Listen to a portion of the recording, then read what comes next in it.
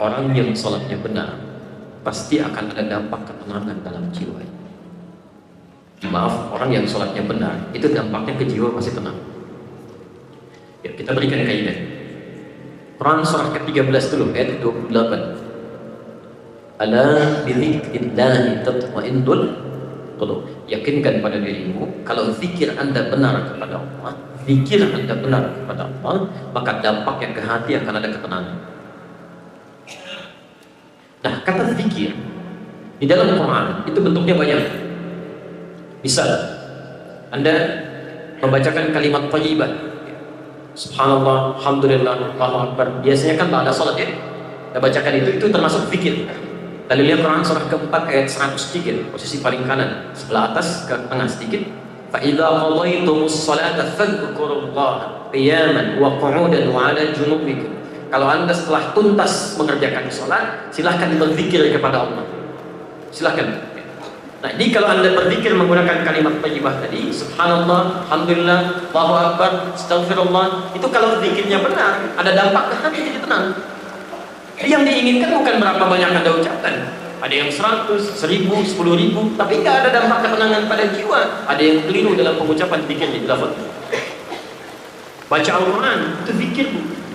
Jadi kalau ibu sedang baca Al-Quran, itu ibu sedang berzikir. Bahkan Al-Quran sendiri disebut dengan zikir. Quran surah ke-15 ayat 9, sisi paling kanan pertengahan.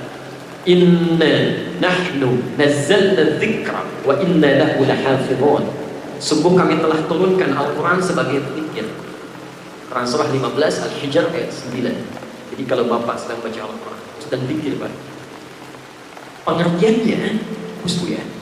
Kalau ibu sedang punya persoalan yang membuat hati gelisah, kalau ingin cepat tenang, salah satu caranya, ayo ambil wudu, buka mushaf, baca Quran. Itu pasti ke jiwa jadi tenang.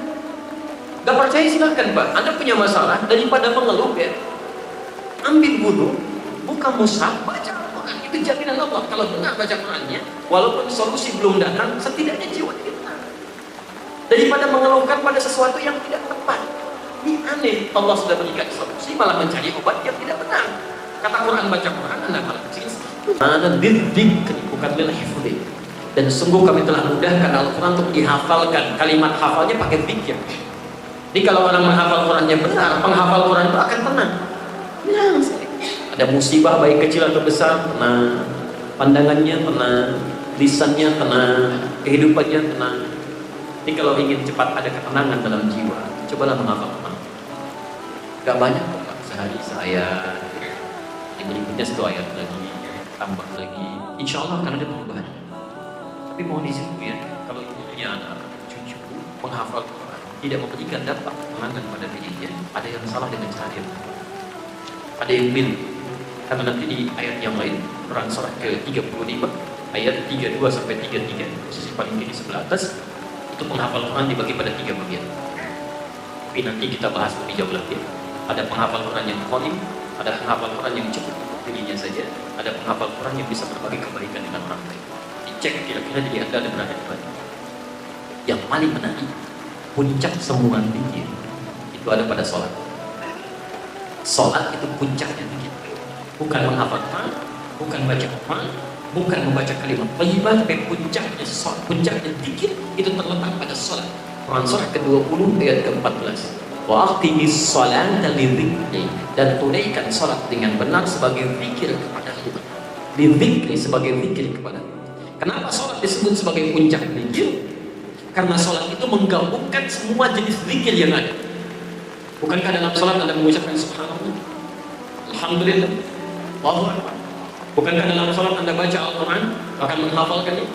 Bukankah dalam salat Anda istighfar? Bukankah dalam salat Anda berdoa? Semua jenis zikir dihimpun dalam Al-Quran. Yang paling menarik, sekarang semua jenis zikir dihimpun dalam salat. Bapak Ibu tunaikan, dan bukan sekali salatnya, paling minimal 5 kali. Kalau dengan semua 5 kali 17 rakaat itu belum bisa membuat Anda tenang, Anda butuh berapa rakaat lagi? Pasti ada yang salah itu dalam salatnya. Karena orang salat itu karena menggabungkan semua jenis zikir, dampaknya ke jiwanya pasti itu tenang gitu. Jadi kalau misalnya maaf sekali lagi, tiap hari sholat, apalagi dengan sunnahnya, tapi ada sedikit masalah sudah mengeluh.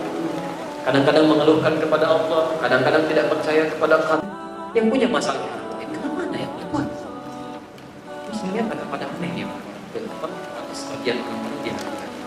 Yang punya masalah orang lain, tiba-tiba grup di WhatsApp satu keluarga berselisih sendiri, ibu satu dengan yang lain. Yang punya masalah orang kenapa ada yang rame? Padahal yang paling semua lain kan? Kenapa jiwa kita tidak menjadi tentram? Ada yang lain di situ.